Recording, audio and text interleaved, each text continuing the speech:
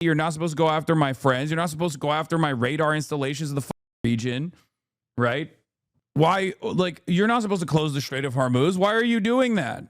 Don't you know you're supposed to just, like, sit there and eat it? And I guess, like, if you are only used to just dominating countries that have already been previously dominated, previously destabilized, this is a moment where, you know, this is a moment where you're like a little shocked. You're like a little confused. You're like, wait a minute. Why the hell are they successfully mounting an opposition? Why the hell are they successfully fighting back? And then after that, we'll have our meeting, and we have a little lunch for the board. So we'll have a little bit of a lunch, and it's an honor to have you all here. So many of you, Jimmy, so many of you are friends. It's a great honor to have you here, and we're going to do a great job with the Trump Kennedy Center. Okay, yes, please, CNN. Thank you, Mr. President. I'm not CNN, I'm Daily Wire, but thank you for the question. Numerous countries have told me they are on their way.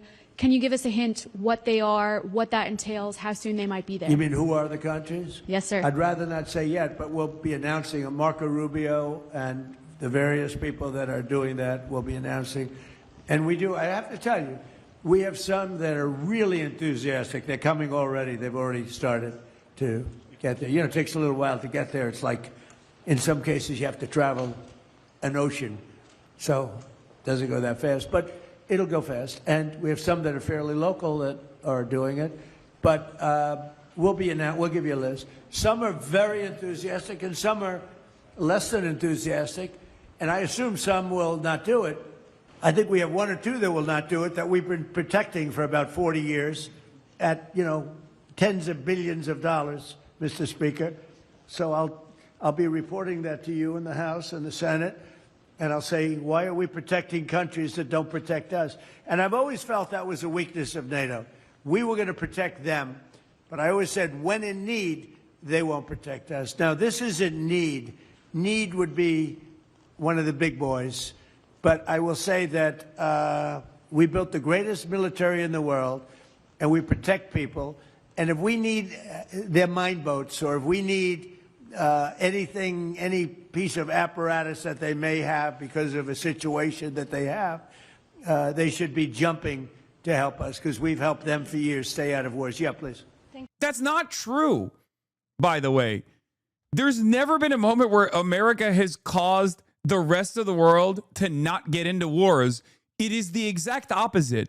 And it's funny because Donald Trump would admit that, like, last time he was running for president, right? That's the type of thing that you would hear from Trump. He'd be like, we're always trying to, you know, get into other people's business and then forcing the rest of the world to come with us. It's unacceptable. Why are we over there destabilizing the world? Like, that's what he used to say in 2016. That's what he used to say in 2024. It's so crazy. Now that it's like, it's, you know, now that Big Daddy, Big Yahoo was like, you got to get in here. You got to get in here and fuck shit up. Okay. He's like, that's right, everyone. Why aren't they doing it with us? Why aren't they so excited, so giddy at the prospect of allowing their sailors to die? Why are they not allowing their sailors to die so that Big Yahoo can continue his war? That's right. I love him. I love Satan Yahoo. He is my favorite. Thank you very much, Mr. President. Can you tell us if you have spoken with French President Macron about the coalition to reopen? Yeah, most of the countries he's complaining about have followed the U.S. into all of our wars, which, again, were all completely ridiculous, should have never happened, and weirdly enough, obviously still benefited Israel's ambitions in the region and also our other regional allies as well. This is a unique one, though, because this is the one where it only benefits Israel and pretty much nobody else. And let's be real, it might not even be beneficial for Israel if America cannot keep up its steady defense of the most moral nation on the planet, the only nation that matters. Am Israel Chai, Am Israel Chai. I love the nation state of Israel, right? So this might not even be good for Israel if it keeps going the way it's going. Oh. Strait of Hormuz. Have you been speaking with the French president? What does that mean? Have you been speaking with the French President Macron about the coalition to reopen the Strait of Hormuz? Yeah, I have spoken to him. He's been, on a scale of 0 to 10, I'd say he's been an 8. Not perfect, but it's France. Are you We don't expect perfect. Are you confident that France will help with the reopening of Strait of Hormuz? Yeah, I mean, sure. I think he's going to help. I mean, I'll let you know. I spoke to him yesterday. I don't do a hard sell on them because my attitude is we don't need anybody. We're the strongest nation in the world. We have the strongest. Is that really what's going on, big dog? I mean, bro said, yeah, I mean, sure. Yeah, we don't need anybody except if all the vassals don't come out and defend us with their military because we really up. I'm going to be super mad. I don't see any way out of this other than de-escalation. I find it objectively strange that de-escalation is not a part of the conversation. I find it very odd that Trump is not trying to cut Israel out of the equation, even at this stage, and to say, you know what, we're going to find a manageable conclusion here, a solution that makes a little bit more sense for everybody involved. Let's not light up the entire energy markets on fire as we have done so over the past 16 days. Let's find, let's de-escalate. Let's allow Iran to maintain sovereignty. We will, we will get a tactical W here because we can just say we destroyed their military capabilities, right? It's just cope. But sometimes you need to eat that cope because if you don't, where is this supposed to go? Military by far in the world. We don't need them. But it's interesting. I'm almost doing it in some cases, not because we need them, but because I want to find out how they react. Because I've been saying for years that if we ever did need them, they won't be there. Not all of them, but they won't be there. I was very surprised with the United Kingdom, because the United Kingdom, 2 weeks ago, I said, why don't you send some ships over? And he really didn't want to do it. I said, you don't want to do it. We've been with you. You're our oldest ally. And we spend a lot of money on, NATO and all of these things to protect you. I mean, we're protecting them. We're working with them on Ukraine. Ukraine's thousands of miles away, separated by a vast ocean. We don't have to do that, but we did it. Well, Biden did it. I mean, I have to be honest with you. Biden got taken to the cleaners. But we worked with them in Ukraine. We don't need to work with them in Ukraine. And then they tell us that we have a mine ship around, and they don't want to do it. I think it's terrible. No, I was very surprised. I told him, we requested 2 aircraft carriers, which they had, and he didn't really want to do it. And then right after the war essentially ended, meaning they were obliterated, he said, I would like to send the aircraft carriers. I said, I don't need them after the war is ended and won. I need it before the war. So I was very upset not upset, I was not happy with the UK. I think they'll be involved, yeah, maybe. But they should be involved enthusiastically. We've been protecting these countries for years with NATO, because NATO is us. You can ask Putin.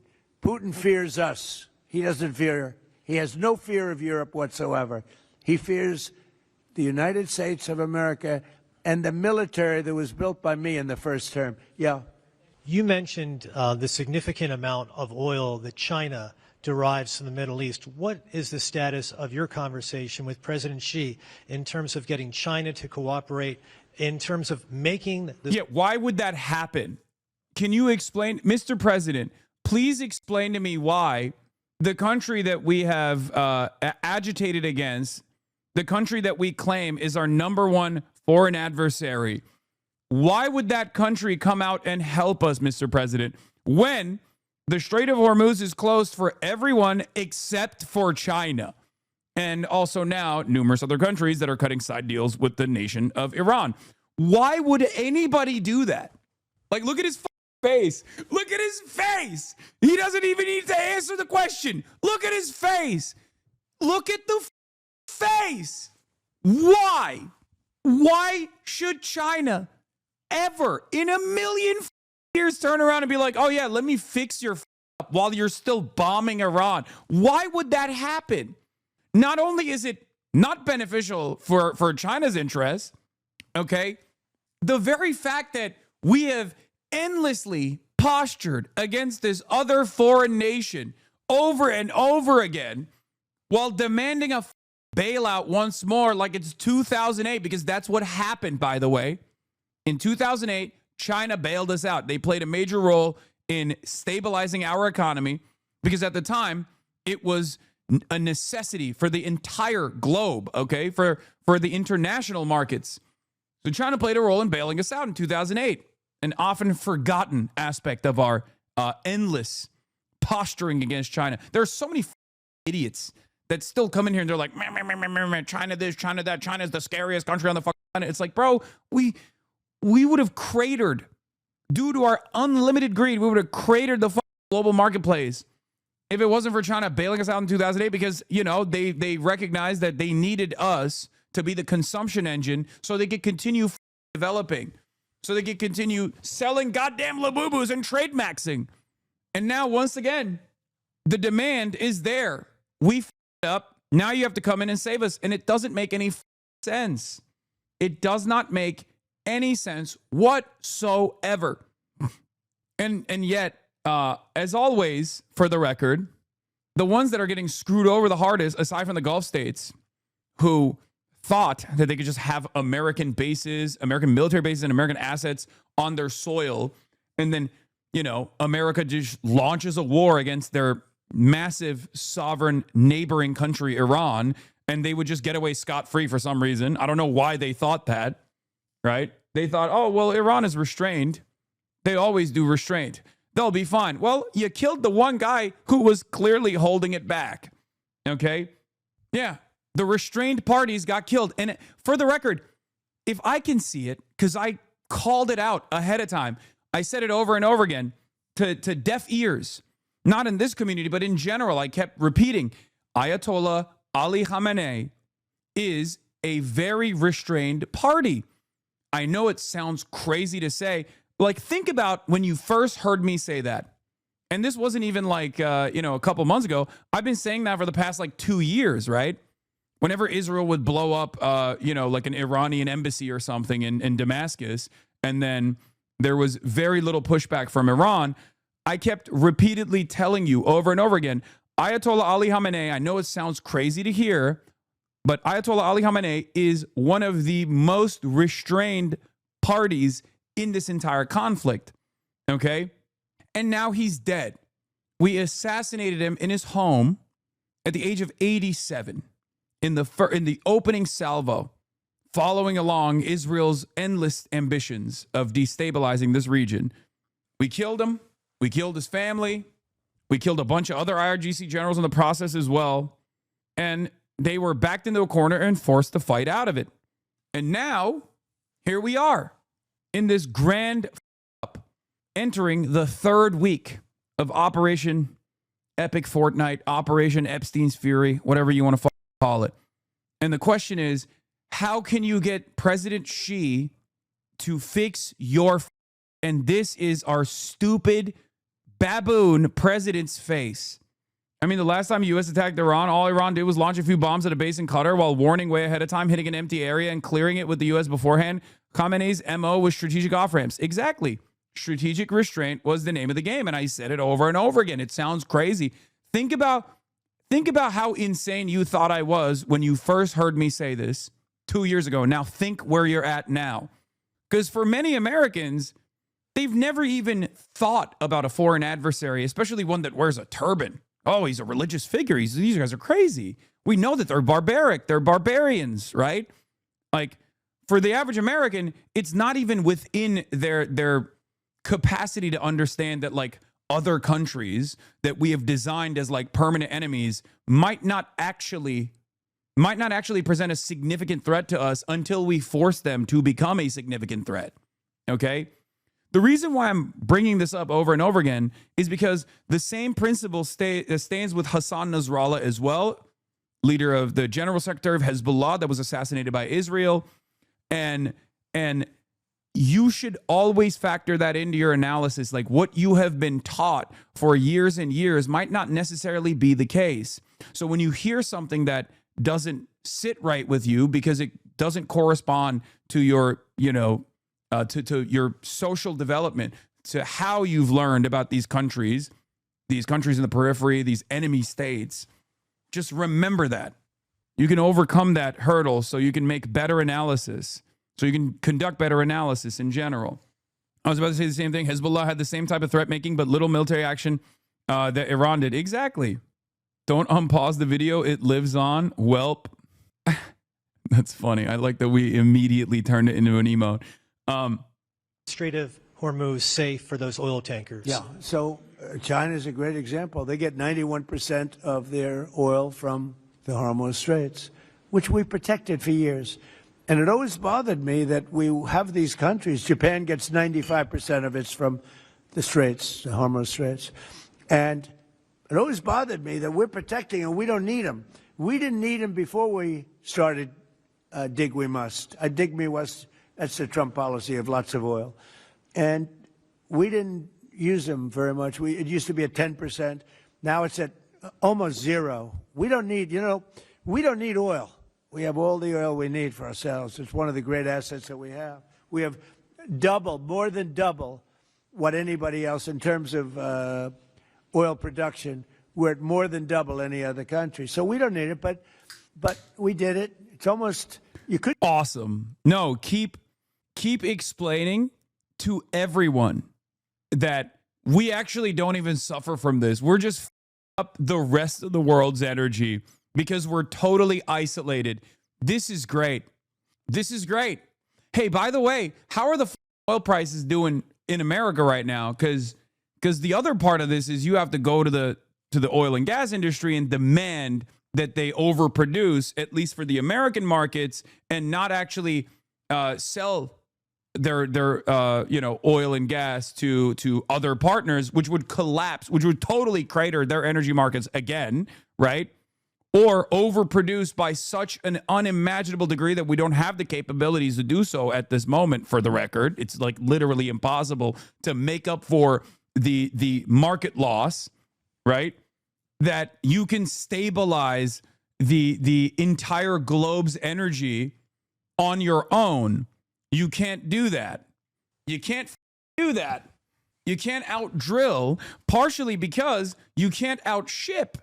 You can't just magically reroute the entire world's energy outside of the United States of America. You're like, okay, we're just going into we're supercharging our oil production. Okay, what are you going to do when you don't have ships? You don't have the tankers. You don't have the facilities. There's just no way. Like it's just not possible, especially in the short term. That's not how the complex web that we have designed in the international energy commodities market. It's not, you can't just like magically flip a switch and decide America is now going to make up for the lack of supply. It just doesn't work that way. You need oil tankers. You need a massive runway. You need to start the refineries ahead of time. Sometimes it takes a while to get up to the capacity necessary. It's all because of capitalism. A competent country would place price controls and export controls for oil. No. Because even if America was like China and had complete control over its energy extraction and decided to literally refuse to sell so they could stabilize here, then what is Europe going to do? What is Asia going to do? Do you not understand? Not only do we not have the price control capabilities internally, especially for the oil and gas industry, that's not the goal here. That's never been the goal. That's not how America works, right? Haven't seen Kaya for a while. Did animal control finally save her? I swear to God, I think it's got to be the Vanity Fair thing, right? She's right here, chatter. I just don't use that camera angle anymore because this one's hotter. This one's more personal. You think that's what it is? The Kayatollah is sleepy. But yeah, even if countries around the world that have more capabilities of like releasing their strategic reserves and trying to do like export controls and stuff like that, there are plenty of countries that need oil, that need to get imported oil. So in that predicament, in that situation, right, what are those countries supposed to do? Do they just collapse? I mean, look at what we're doing in Cuba right now. Cuba doesn't have oil refineries. Cuba needs oil to be imported into the country. Cuba exports sugar. Cuba gets oil in exchange for that, right? Like that was the bargain initially. That was the design initially. Because what we did to Cuba in 3 months was cut off their oil supply from every other country that used to send them oil. Canada being one of the countries, Mexico being another one, and Venezuela, right? These were like the 3 primary oil shipping countries to Cuba. We obviously overtook Venezuela, and we started intercepting tankers that were sending oil to Cuba. And on top of that, we told Mexico and Canada that they were no longer allowed to send oil to Cuba. We completely shut their energy grid off. Today, you're hearing about the Cuban energy grid collapsing as a direct consequence of their 3 months of not having any oil sent to the country. That is what every other country would look like that needs oil imports. You understand? So even if America was capable of releasing their strategic reserves and also capable of price controls, which not going to happen, but let's say we did do that, right? Or capable of demanding that our oil producers produce much more refine much more oil in order to stabilize the market. We don't have the capacity to stabilize the market. Even if we were to internally stabilize our prices, the rest of the world would have their energy grids collapse. This is like everything is interconnected. The energy markets are all interconnected. So it's not even just capitalism that's a play here. It's the devastating impact of when imperialism actually does fail, because it just totally destabilizes everything. It's unbelievable. Say we did it out of habit, which is not a good thing to do. But we did it because we have some good allies there. We have. It's also extra unbelievable because the guy doing it is such a baboon. Middle Eastern countries there, Israel there. So we did it for a lot of reasons. But it always amazed me that we did it. We never asked for reimbursement. And it was really there to serve other countries, not us. And by the way, we have the Sugar King. The same story. Look at that. Alfie von Hool. Alfie, thank you both very much. It's Pepe here. Pepe. Hi, Pepe. How are you? How are you? Is Alfie in the backstage? Is he sitting back there waiting for you? No? You doing all right? Pepe is a great friend of all of ours, I think, in the room. Tremendous. And we appreciate you being here. Great to have you. Thank you. Mr. President, honored. That's great. Both of you. Thank you very much. So go ahead, please. Mr. President, you've said that Iran does want to make a deal. Now, into the 3rd week of this bombing campaign, what would that deal look like? What are the asks that you're making of the government? They want to make a deal. They're talking to our people. I don't know if they say that to you. Maybe they do, maybe they don't. Don't forget, they are a country that for years, I didn't know this until recently, they're a country based on disinformation. And now they're using disinformation plus AI. And that's a terrible situation. That's a terrible situation. They showed all sorts of things happening in the last 2 weeks that never happened. Between their kamikaze boats that don't exist, between blowing up the aircraft carrier, one of the great ships in the world, the Abraham Lincoln, on fire. They showed it on fire. I called the general. I said, General, what's with the Abraham Lincoln? It looks like it's burning down. No, it's not burning down. Not a bullet was ever fired at it, sir. They know better. I said, this is my first glimpse of... They literally keep begging. By the way, there is a lot of AI, and obviously, like, you know, I don't, unlike the president, I don't fall for the AI slop, and I try to urge you not to fall for the AI slop either.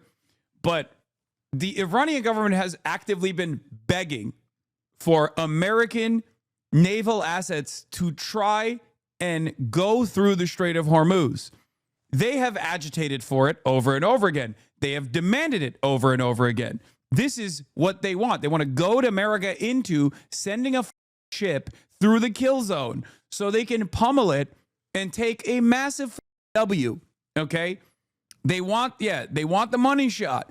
They want an American naval asset to try to cross the Strait of Hormuz, which is literally crossable only by a 2-mile area that is what is effectively known as a choke point or a kill zone. Okay? Any naval asset that tries to cross through that is going to get pummeled. Okay? They're also demanding boots on the ground. The Iranian military command mocks Trump, says the operation should be called Epic Fear, not Epic Fury. Iran's Khatam al-Anbiya central headquarters, the wartime command and coordinates operation across Iran armed forces, shares a message in English directed at Trump. This swapped it. He said it's English time. A message to the President of the United States.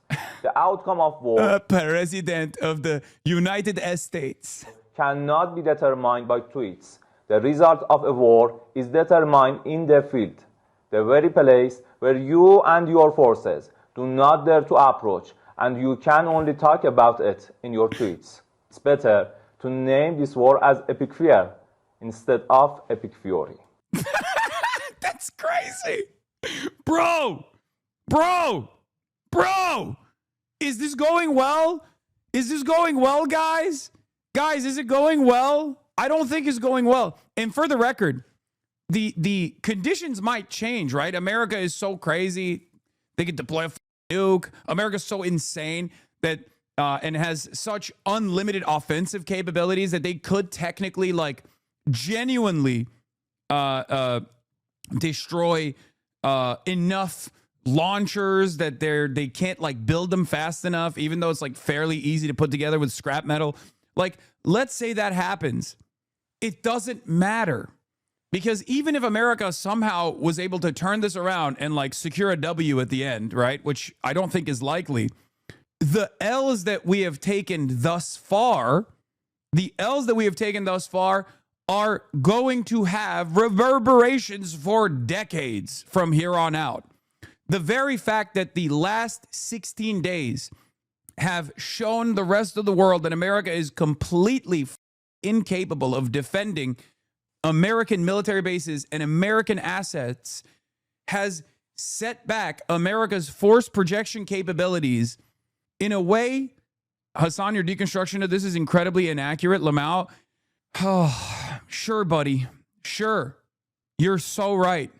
You can keep leaning in to wherever you're getting maximalist cope from, okay? I have no dog in this fight beyond the fact that I want American imperialism to end, okay? I want Western imperialism to end. I want countries to have dignity. I want countries to have sovereignty, right? But if you think between the United States, Israel, and Iran, who has a upper hand so far, all you need to look at is whether or not the Strait of Hormuz is open. And it's objectively not open. It's still closed. The energy markets are still collapsing. So clearly, this is not the epic victory that America thought it was going to be.